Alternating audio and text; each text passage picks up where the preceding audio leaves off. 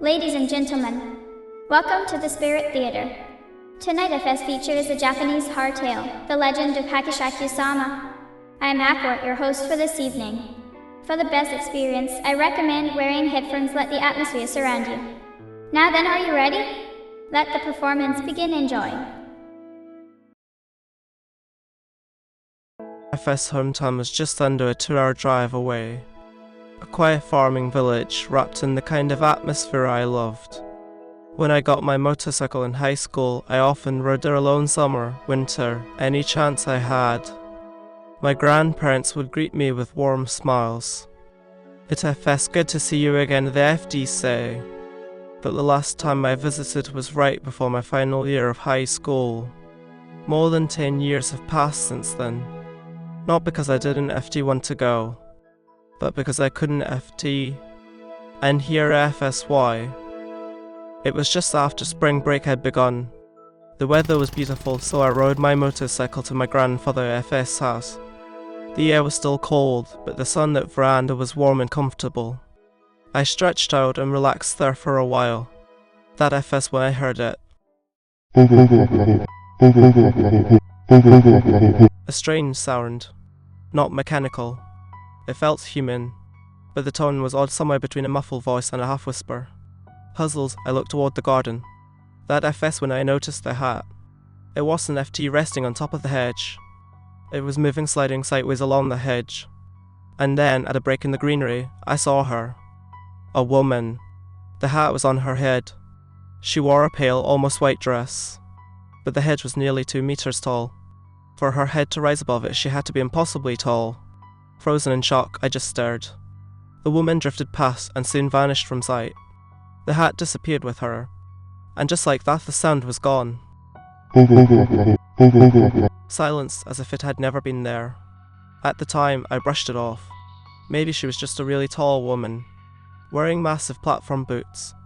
Or maybe a tall man, dressed as a woman. That was all I thought it could be.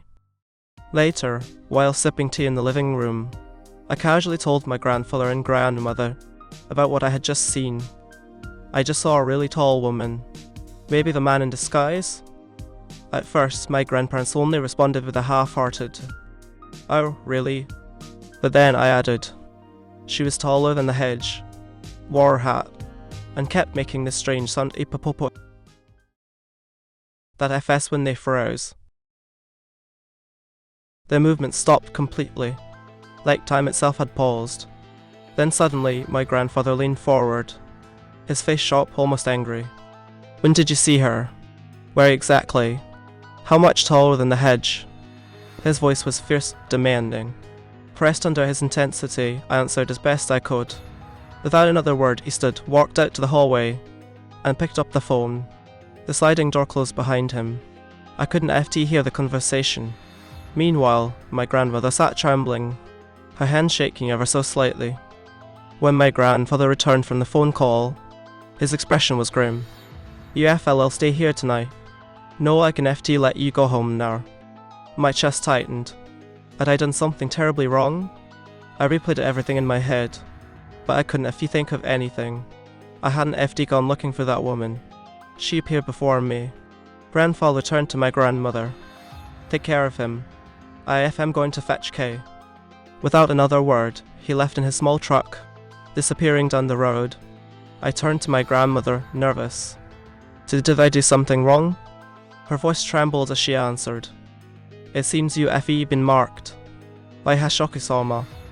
She shivered as she spoke the name. "Don't FT worry. Your grandfather will handle it. Just trust him." And while we waited for him to return, she began to speak, little by little, about who, or what, Hasshaku-sama truly was. "In this region," my grandmother began softly, "there exists something troublesome. They call it Hasshaku-sama. A woman, towering 8 shaku tall, nearly 2.5 meters. She laughs with a chilling voice, a deep echoing sound. Bo-po, bo-po, bo-po. Her appearance changes depending on who sees her. To some, she looks like a young woman in morning clothes. To others, an old woman in a formal kimono, or even a middle-aged farmer in work clothes. But certain things never change. She is always impossibly tall. She always wears something on her head. And she always laughs that same terrible laugh. Long ago, some say she followed travelers. No one knows for sure. But here she was sealed, trapped within this area by stone statues of Jizo. She cannot leave.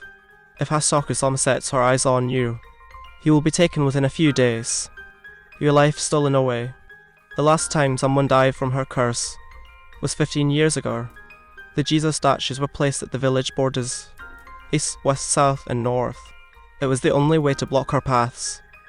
Why was she left here instead of destroyed? It seems there was an agreement. The villagers nearby made some kind of pact. Water rights, land use, something like that. Her attacks come only once in several years, sometimes once in a decade. For the elders back then, that was an acceptable price to pay, a dark bargain to keep their advantage. Of course none of this felt real to me. How could it? But soon my grandfather returned, and with him an old woman. "This is serious," she said in a low voice. "For now, keep this with you." She wouldn't let me close the door all the way. And that FS when it finally hit me. This was bad. Really, really bad. After a while, they brought me upstairs, into a small room. Every window was sealed with sheets of newspaper. Over the paper, talismans were pasted. At each corner of the room sat a mound of salt. In the centre stood a simple wooden box. Not quite an altar, but on top of it rested a small Buddha statue. And then I noticed something odd. 2 chamber pots, placed in the corner waiting. It didn't take long to understand. I was not allowed to leave this room. Not for anything. If I needed to relieve myself, I would have to use those. The weight of it all finally sank in. This was no joke. This was a prison, built to keep her out. My grandfather spoke to me, his face deadly serious. "Night is coming. Listen carefully. Until tomorrow morning you must not leave this room. Neither I nor your grandmother will call you. We will not speak to you. No matter what you hear, stay inside. At 7:00 in the morning, and only then, you may come out. IFL will contact your parents in the meantime." All I could do was nod. Kay added firmly, talisman into my hand. Her name was Kay. After that, she and my grandfather went upstairs. I could hear them moving around, doing something I couldn't see. My grandmother stayed by my side the whole time. Even when I went to the bathroom, she came with me. "Remember everything we told you. Keep the charm with you at all times. And if something happens, pray before the Buddha statue." They left me alone. I was told I could watch TV if I wanted, so I turned it on. But I couldn't focus. The sun barely reached me. Even the rice balls and snacks my grandmother had given me, I touched. My stomach refused them, so I pulled the foot on over my head, and trembled, waiting for the night to come. Somehow, even in that state, I must have fallen asleep. When I opened my eyes, a late-night program flickered on the TV. I glanced at my watch, just past 10 a.m. I didn't have a cell phone back then, only my watch. A bad time to wake up. I could feel it in my gut, and then the sound against the window glass, not like pebbles being thrown, more like a hand, lightly tapping. I froze. Was it the wind? Was someone actually there? I forced myself to believe it's just the wind. It has to be the wind. I tried to calm myself with a sip of tea, but the fear wouldn't leave me, so I turned up the volume on the TV, forcing myself to watch.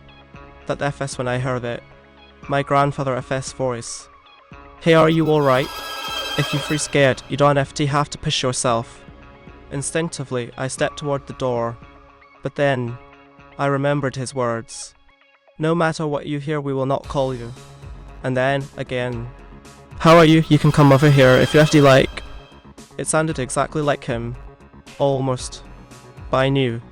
It wasn't FD. I can explain why.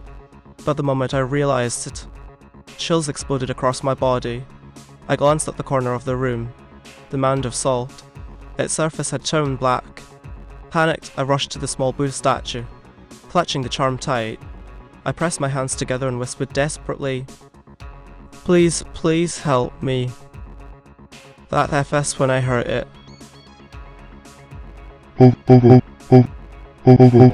That awful voice. And then knuckles against the window glass. Steady. Insistent. I knew. She wasn't FD tall enough to reach from the ground. But in my mind, I couldn't FD stop seeing it. Her arm, stretching upward.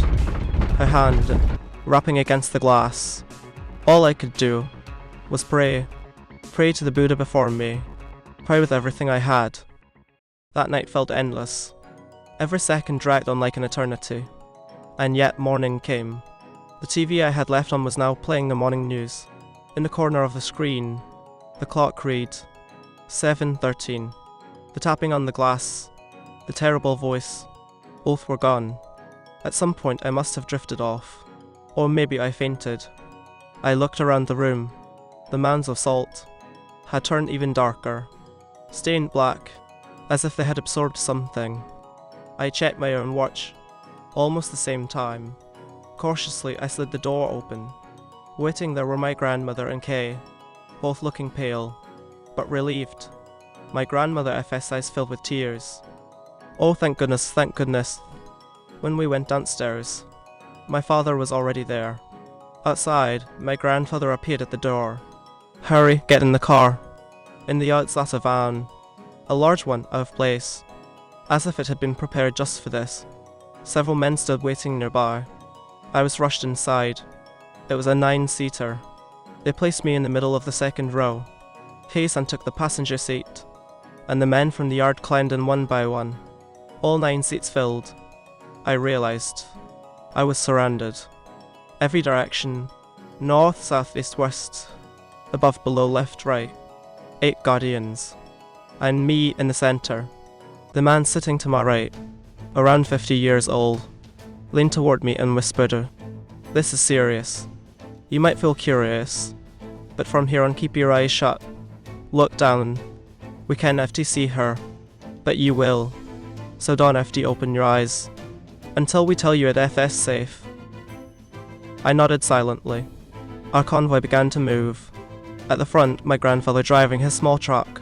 Behind him, our van, with me surrounded in the center. And in the rear, my father FS car. 3 vehicles, creeping forward, slowly, no more than 20 kilometers an hour. Inside the van, the air was thick with tension. Then, from the passenger seat, he murmured, "This is the critical moment." And she began to chant, a low, steady rhythm, like a sutra. The voice again. I clutched the talisman Kay-san had given me. Eyes shut, head down, just as they told me.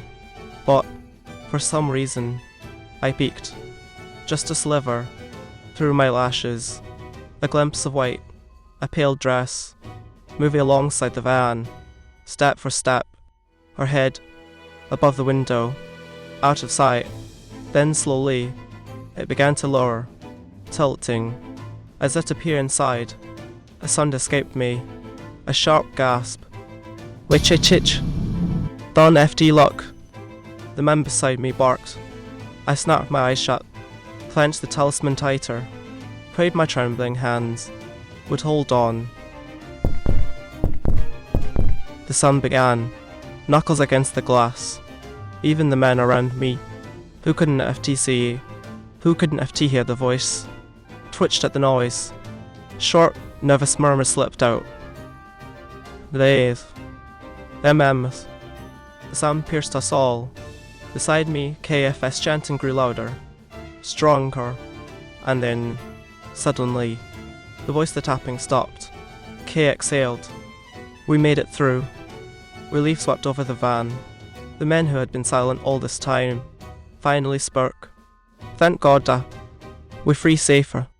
The convoy slowed, pulling over at a wider stretch of road. I was moved into my father FS car, as my father and grandfather bowed deeply to the men who had protected me. He approached. "Show me the charm." I looked down, my hand still clenched it tight. Without realizing, IFD never let go, and when I opened my palm, the paper was dark, the whole thing stained black. Kay handed me another charm. You should be safe now, but just in case, keep this with you for a while. I nodded, clutching it tightly. After that, my father drove me home. Just the two of us. My motorcycle. My grandfather and a neighbour delivered it back later. On the drive, my father finally spoke. His voice was low. He already knew about Hasshaku-sama. When I was a boy, he said, one of my friends was taken. He didn't have to survive. And there was another, a family that left this village entirely, because their child had been marked. It was the only way to save him. Later, I learned the truth. The men in the van, all of them were connected to my grandfather FS family. Distant relatives perhaps, but bound by blood. My grandfather leading in front, my father following behind. They too were bound by that same bloodline. It was all to confuse her, to blur her gaze, to make it harder for Hasshaku-sama, to single me out.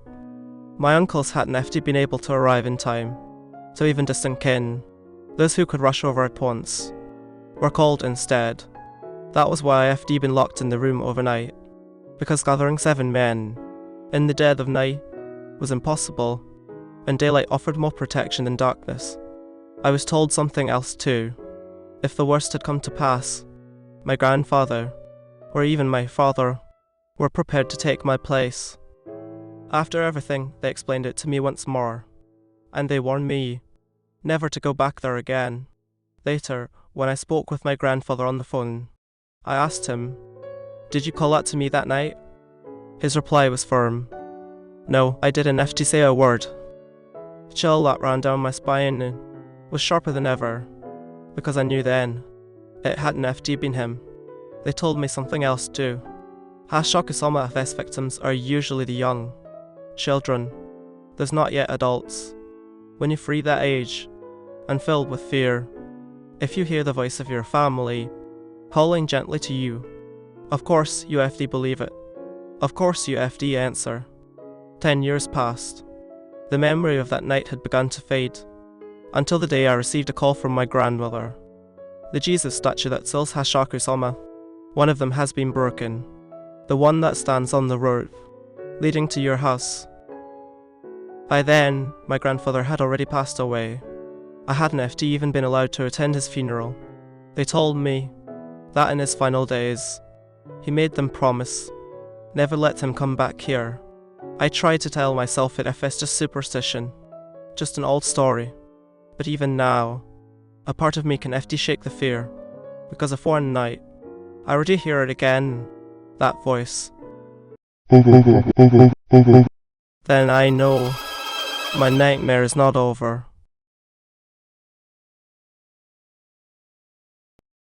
That was frightening, wasn't it? How did you find this taste of Japanese horror? Next time, Aqua FS Spirit Theater will return with another tale from the shadows of Japan. If you enjoyed tonight's FS story, don't have to forget to subscribe to the channel. I look forward to seeing you again.